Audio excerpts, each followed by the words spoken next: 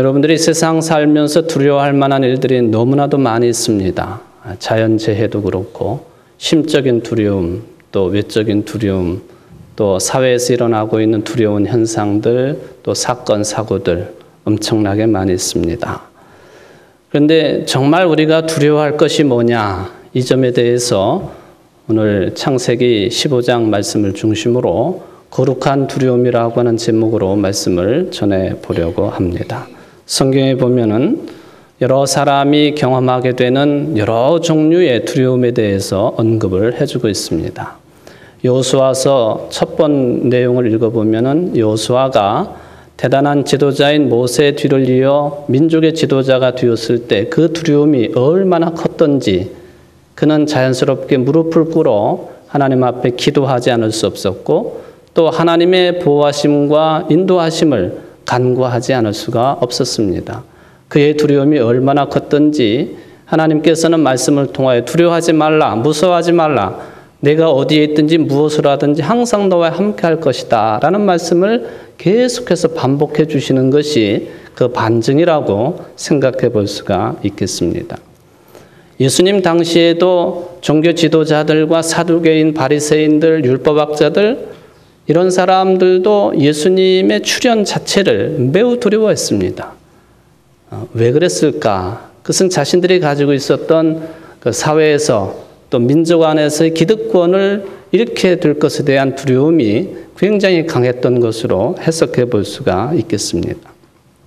예수님의 제자도 다른 종류의 두려움이지만 두려움을 가졌습니다.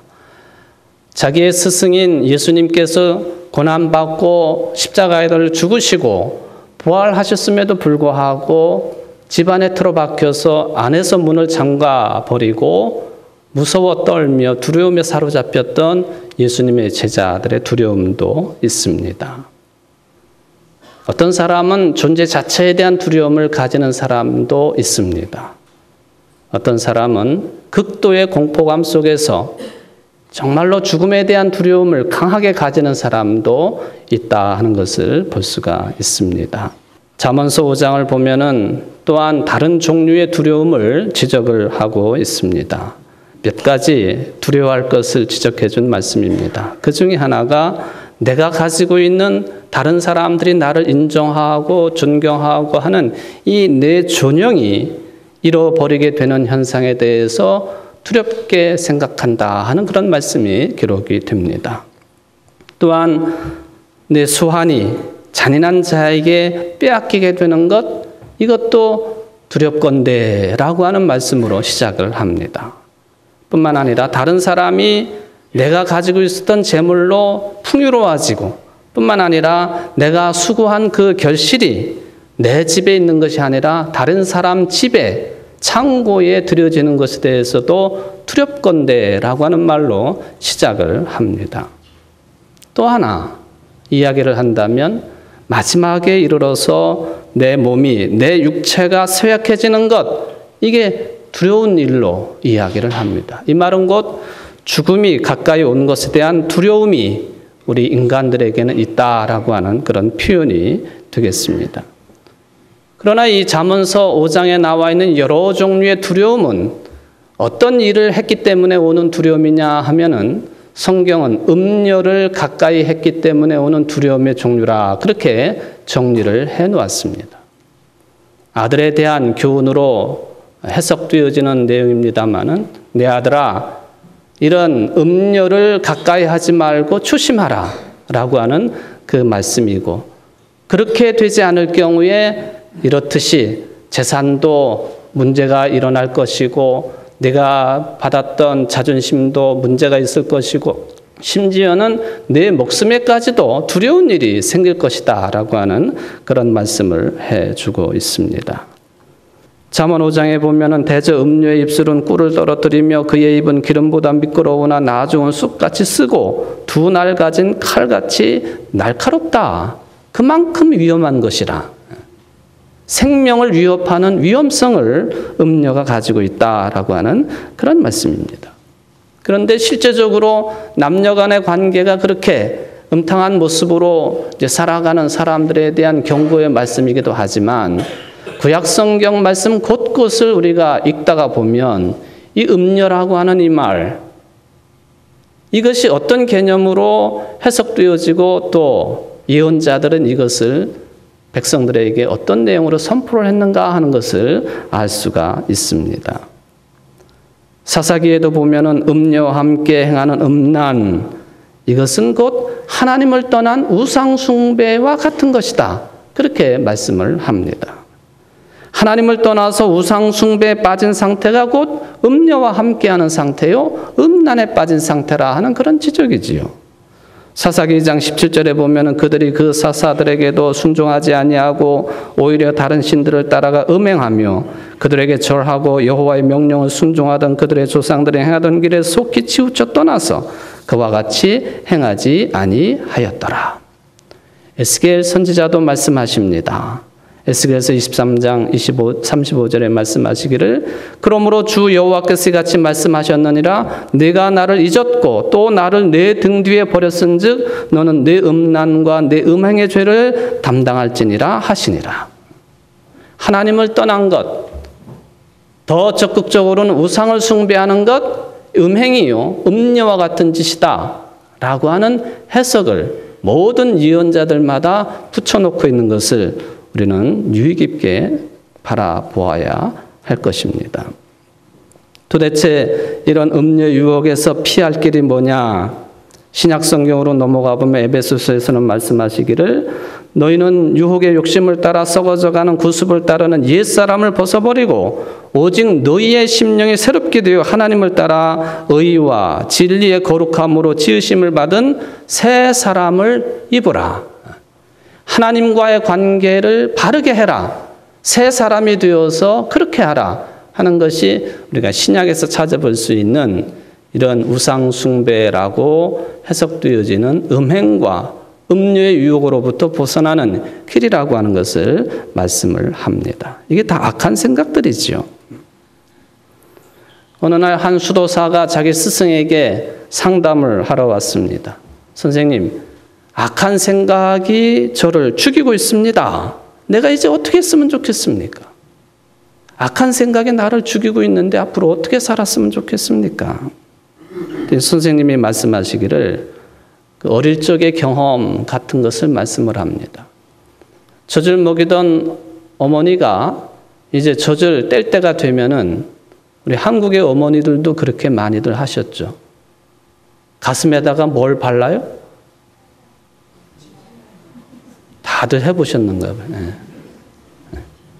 쓴 약 같은 걸 바르잖아요. 빨간 약을 바르든지 해가지고는 그래가지고 이 젖을 떼려고 합니다. 그러면은 아기가 여느 때처럼 와가지고는 자연스럽게 엄마의 젖을 빨다가 그 쓴맛 때문에 이제 달아나고 또 시도해보니까 또 쓴맛이 나니까 또 달아나고. 야, 이건 배신이구나, 배신. 엄마가 나를 배신했구나. 이런 방법으로 젖을 떼는 그런 모습들을 우리 어릴 적에도 보았고 지금도 그렇게 하시는지 모르겠습니다만은 그러면서 이 선생님이 수도사에게 뭐라고 그랬느냐 하면은 자네도 쓴 것을 사용하게나 그렇게 답변을 주었습니다. 이게 답답하잖아요. 도대체 쓴 게 뭡니까? 그랬더니 그 선생님이 답변을 하기를 그 쓴 것이라고 하는 것은 죽음에 대한 기억이고 다가올 심판에 대한 기억이라네. 그렇게 답변을 했어요. 인생 삶에 쓴 것, 그것은 죽음에 대한 기억이고 다가올 심판에 대해서 기억하는 것이 너로 하여금 악한 생각에서 벗어나게 하는 유일한 길이다라고 이 스승이 답변을 해 주었습니다. 아마도 이런 정신 때문에 옛날부터 2000년의 교회 역사가 있습니다만은 사막에 나가서 수도를 하는 사람들, 멀리 고도에 떨어져 가지고 영성 훈련을 하는 사람들, 홀로이 광야에 나가서 기도하는 사람들 다 악한 생각으로부터 벗어나야 되는데 구체적으로는 죽음을 생각하고 다가올 심판을 생각하면서 쓴 약으로 그것을 받아들일 때에 온갖 유혹으로부터 악한 생각으로부터 자기 자신을 지킬 수 있는 길이었기 때문에 그랬을 것이다. 지금도 마찬가지죠. 아니 예수님께서도 그가 많은 사람들 앞에 나타나셔서 복음을 전하시는 공생애를 사시기 전에 이미 광야에 나가셔서 40일 동안 아무것도 드시지 아니하시고 기도하시면서 마귀의 유혹을 받으셨다고 하는 것 자체가 죽음을 생각하시고 앞으로 다가올 또는 선포하실 마지막 때 심판, 하나님의 나라에 대한 선포를 염두에 두시고 가지셨던 소중한 사막 광야의 시간이었다고 해석이 되어집니다. 여러분들이 잘 아시는 철학자인 덴마크 출신의 키엘케고르는 이 두려움과 떨림이라고 하는 그 용어를 실질적으로 사용을 했습니다. 특별히 키엘케고르가 두려움과 떨림이라고 하는 이런 내용을 설파를 하면서 예로 들었던 인물이 누구냐 하면은 아브라함이었습니다.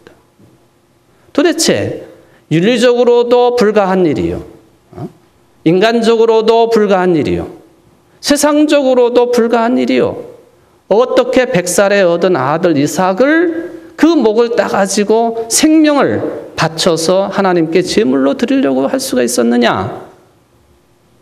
믿음이라고 성경은 표현을 하고 있습니다마는 여호와를 믿는 믿음으로 그렇게 했다고 기록을 하고 있습니다마는 절대적인 여호와 하나님 앞에서의 두려움과 떨림이 아브라함으로 하여금 이런 믿음을 가지게 했다라고 하는 그것을 키엘케고르는 설파를 했다라고 하는 그런 이야기죠. 오늘 제가 거룩한 두려움이라고 하는 제목의 설교를 하고 있습니다마는 성경에서는 이 표현을 자주 뭐라고 바꿔서 이야기하느냐 하면은 경외하라 하는 말로 바꿔서 이야기를 합니다. 경외한다. 하나님을 경외하라 하는 말씀을 여러분들은 자주 듣습니다. 경외한다라고 하는 이 말은 공경하면서 두려워한다 그런 뜻이죠. 이 공경하고 두려워한다라고 하는 이 말씀은 세상의 것들 때문에 무서워하거나 무서운 현상들이 일어나서 공포심에 사로잡히거나 하는 그런 것들과는 질적으로 다른 내용입니다. 그래서 영어 성경 쉽게 이제 단어를 선택을 한 영어 성경 가운데 보면은 이 경외라고 하는 이 말을 뭐라고 해석을 해 놓았느냐 하면은 거룩한 두려움이다. 그렇게 해석을 해 놓았습니다. 거룩한 두려움이다. 헬라어 단어로 보면은 이 경외라고 하는 말은 하나님을 존경한다라는 뜻이 들어 있습니다. 존경하기 때문에 하나님을 존경하기 때문에 하나님의 말씀대로 살아가는 것 그게 경외심이고 경외하는 태도라고 헬라어 단어는 해석을 해볼 수가 있겠습니다. 하나님을 경외하는 것 그게 출발입니다. 여러분들의 신앙생활의 출발이 어떤 성격으로 어떤 모습으로 시작되었는지 제가 잘 알지는 못하겠습니다만은 모든 종교가 다 일반인데 특별히 하나님을 경외하는 것, 존경함으로 두려워하는 것, 하나님 앞에 서서 그분에 대해서 거룩한 두려움을 갖는 것, 이게 우리 신앙의 출발이 되어야 된다라고 하는 그런 말씀이 되겠습니다. 바로 그것이 오늘 창세기 15장의 아브라함 이야기 속에서 잘 드러나고 있습니다. 구약 성경 가운데 아브라함과 같은 위대한 인물 또 찾아볼 수 있겠는가 생각이 되어질 정도로 위대한 인물이지요.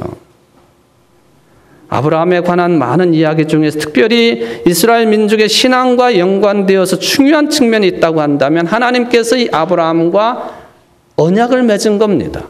말씀으로 약속을 맺은 거예요. 그래서 이스라엘이 아브라함이 하나님의 자녀가 되고 하나님은 아브라함의 하나님이 되시는 그런 관계가 되었다 하는 것이죠. 그런데 그 내용은 핵심적으로 두 가지입니다. 하나님께서 아브라함에게 뭘 약속을 하셨느냐 하면은 하나는 자손에 대한 약속이고 또 다른 하나는 땅에 대한 약속이었습니다. 이 두 가지를 너에게 보장하겠다라고 하나님이 약속을 하십니다. 바로 이 언약의 근거에서 아브라함과 후손들은 지금까지도 팔레스틴 땅에 살고 있는 거예요. 그 숱한 전쟁을 치러가면서도 미움을 받으면서도 하나님께서 아브라함 믿음의 조상을 통해서 약속하신 땅이기 때문에 거기서 기거를 하는 것이죠. 오늘 1절에 보면은 여호와의 말씀이 환상 중에 아브라함에게 임합니다. 그 말씀의 핵심은 뭐냐면 두려워하지 말라는 거예요. 이 말은 곧 아브라함이 얼마나 두려워했는가 하는 것을 반증합니다.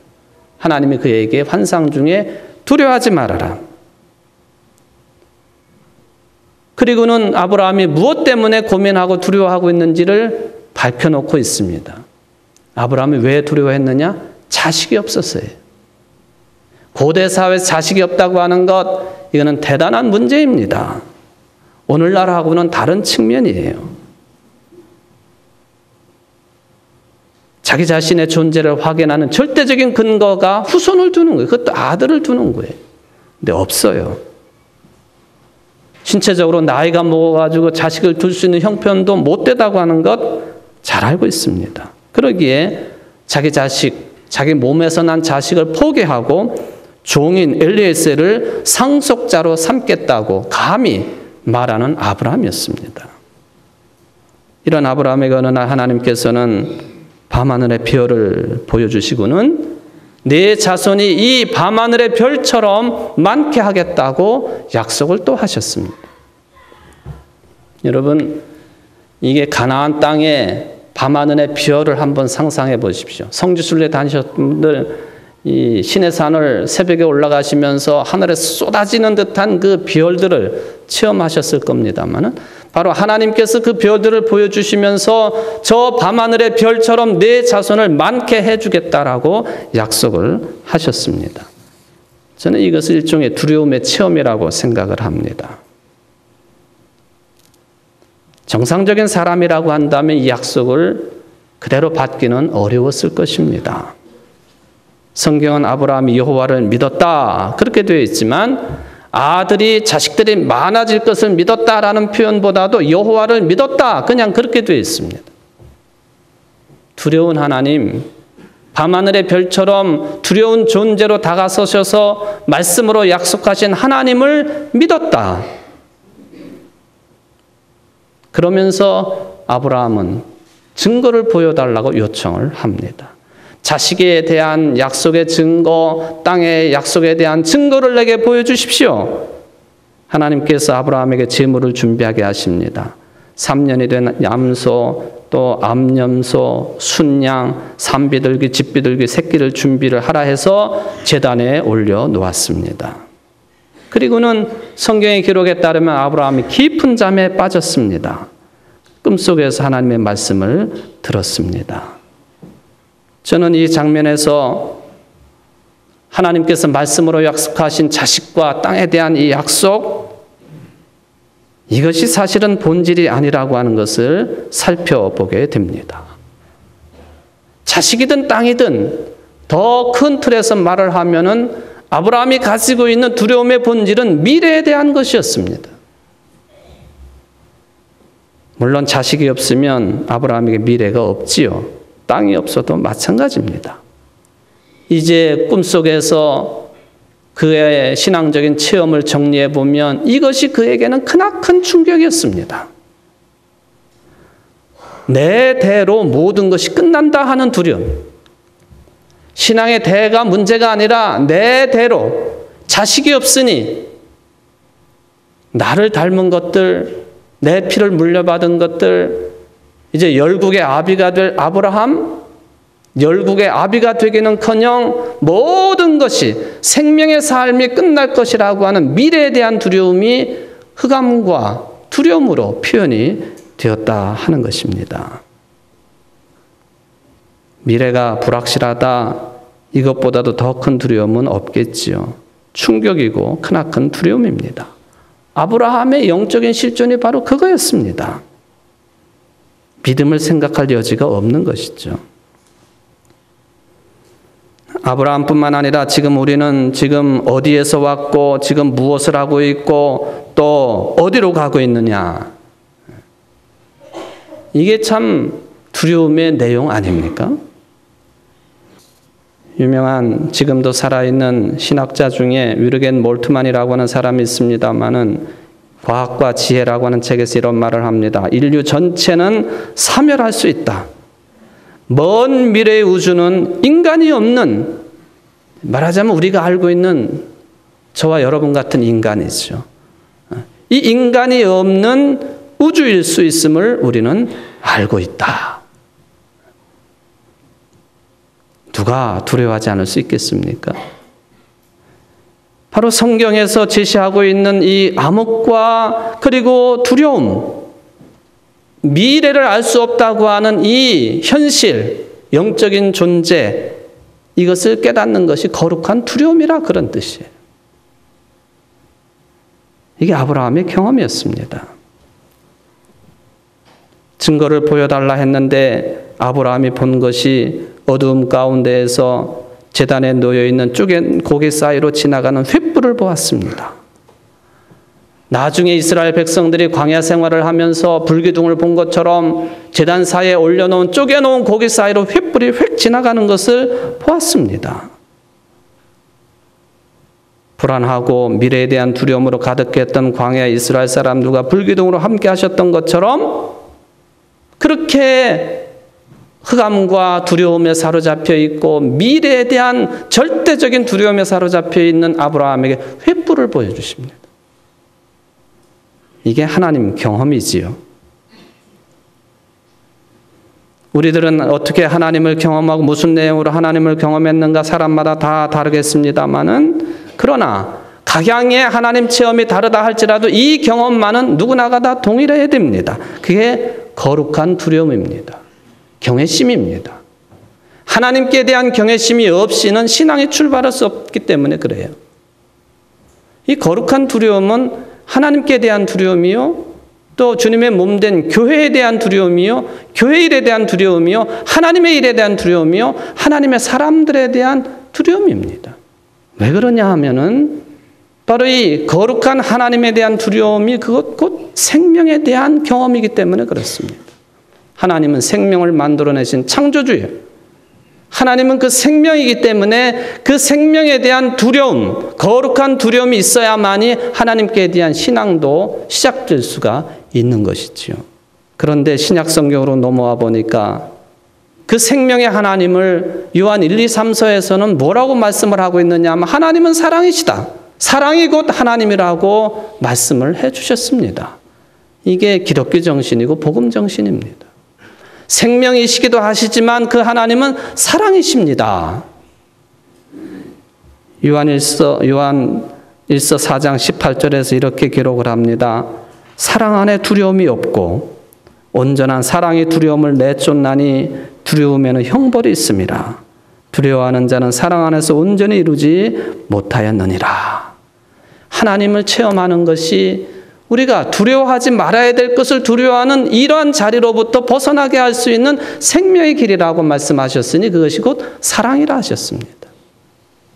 그 큰 사랑, 말로 다 형용할 수 없는 사랑, 먹으로 붓으로 다 써도 형용할 수 없는 사랑, 나를 위하여 우리를 위하여 독생자 예수 그리스도를 보내주시고 저를 믿는 자마다 멸망하지 아니하고 영생을 얻게 하시는 그 크신 사랑이 곧 하나님이시라. 그게 하나님 체험이요. 그 하나님 앞에서 가지는 거룩한 두려움이 우리 신앙의 복음 신앙의 출발이라고 하는 것을 말씀을 합니다. 여러분 무엇을 두려워하십니까? 우리의 잘못으로 인해서 돈이 없어지고 물질이 다른 집에 가 있고 심지어는 죽음의 위협까지도 두려움의 내용이 되겠습니다만 진실로 여러분들이 두려워해야 될 분은 거룩하신 분, 경외의 대상이신 여호와 하나님, 생명의 하나님, 사랑의 하나님, 그분에 대해서 거룩한 두려움을 갖는 것이 본질입니다. 이 사순절 마지막 때를 보내는 여러분들 한 주간이 하나님을 경외하는 거룩한 두려움으로 충만한 성도의 삶이 되시기를 주의 이름으로 축원을 드립니다.